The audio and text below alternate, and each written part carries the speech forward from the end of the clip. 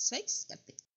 Šoreiz iepazīsimies ar tādu lietu, kā aprēķiniem, proti mēs izmantojam ne tikai kaut kādu vienu iespēju, bet vairākas, kas mums izklēlapās ir pieejams.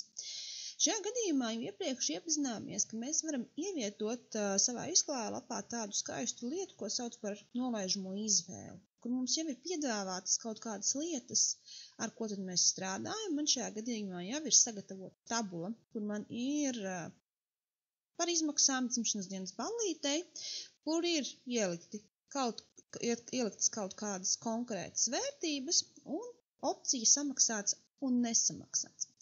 Nu, un tad kā tad es varu aprēķināt to variantu, cik tad man ir kopā vispār par šo ballīti, cik man jau ir samaksāts un cik man ir atlicis atmaksāt. Lai man nav jāveic nekādas sarežģītas, varētu teikt, darbības, bet mēs to izdarām ar pāris funkciju palīdzību, nu, tad skatīsimies, kā mums tas strādā.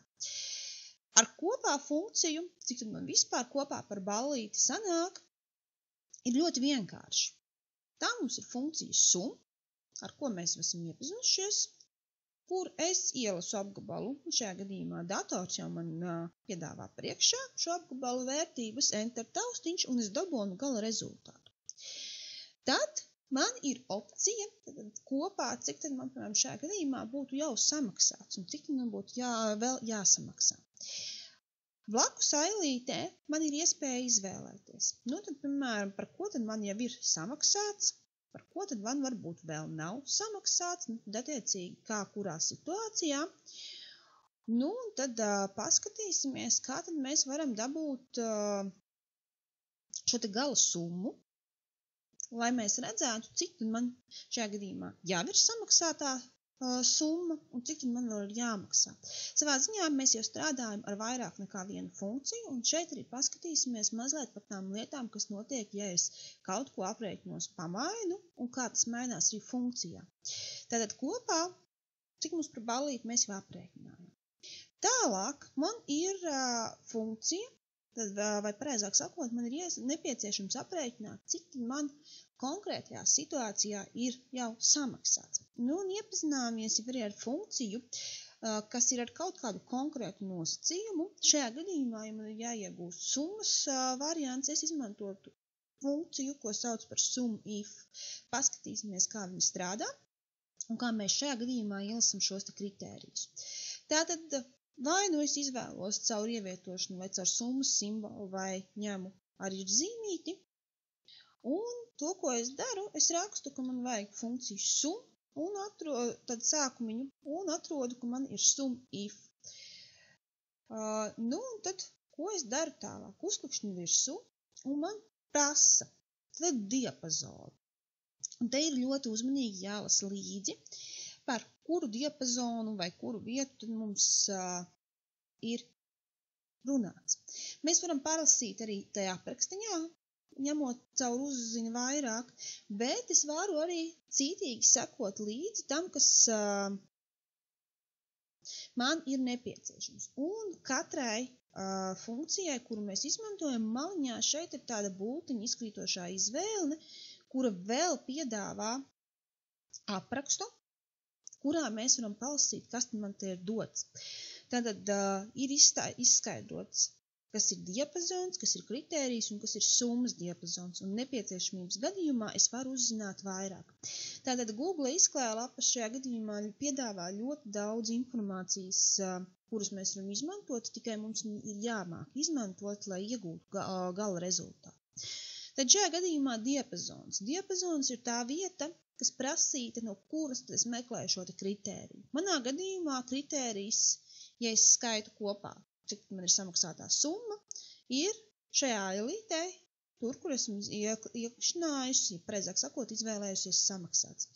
Nu, tad atlasu diapazonu daļu. Tālāk man bija jāliek semikols un jāraksta kritērijs. Kritērijs šajā gadījumā ir šī te vārdiskā vērtība samaksāts manā gadījumā, bet citā gadījumā viņš varētu būt citādāk. Te ir svarīgi tiešām uzrakstīt šo te vērtību tā, kā man ir rakstīts šeit. Ja es viņu uzrakstīšu citādāk, tad manā gadījumā man šī funkcija nestrādās. Tad ar visām garumzīmēm, visām mīkstinājuma zīmēm, ja mums ir tabulas lielākas un attiecīgi vairāk funkciju, tad ieteiktu izmantot īsus vienkāršus apzīmējumus. Tad manā gadījumā samaksāts, un tālāk man funkcija pieprasa norādīt diapazonu, kas man ir jāsummē. Šajā gadījumā tā man būs blakus ailīte, enter taustiņš, un to, ko es šobrīd redzu, man ir drusciņ cita summa nekā attiecīgi blakus esošā. Un es varētu pārrēķināt un saskaitīt tajās vietās, kur man ir ieķiksēts samaksāts, vai man šī summa iznāk tieši tāda pati. Jo šajā gadījumā to, ko dara programma, viņa aprēķina.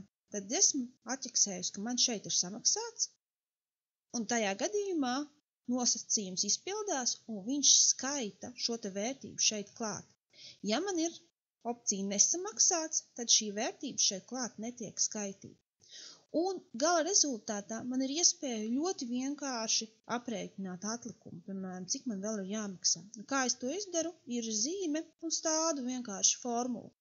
No kopējās summas atņemu tā, kas jau ir samaksāta, dabonu gala rezultātu.